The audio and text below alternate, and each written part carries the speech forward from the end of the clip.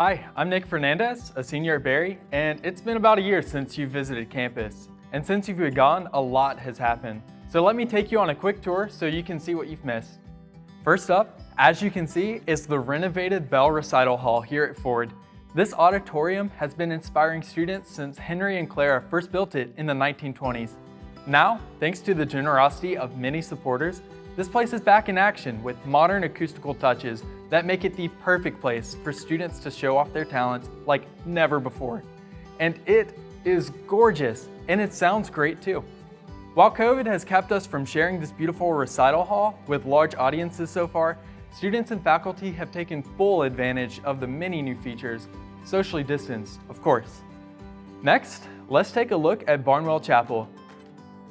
The restoration of this landmark wrapped up last year, but then COVID hit, so we didn't get a chance to show it off. We can fix that now. Look at how amazing this place is. Gifts from alumni and friends made all of this possible.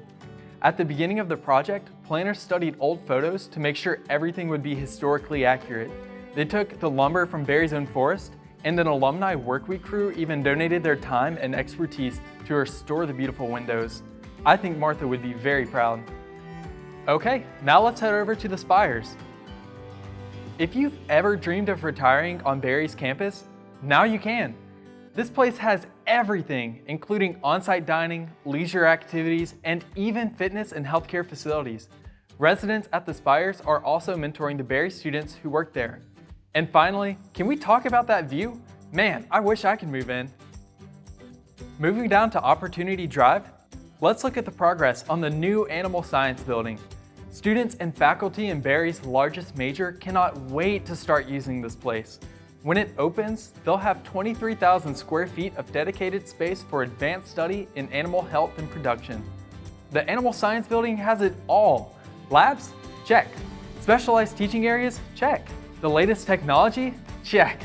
Everything is designed to prepare students for careers in leadership roles in veterinary medicine and other animal-related industries. They say location is everything, and this building has that too. It's right next to our existing science center, making it super convenient for students. And to top it all off, there's even a cow-shaped weather vane. How Berry is that? And last but not least, a new hotel.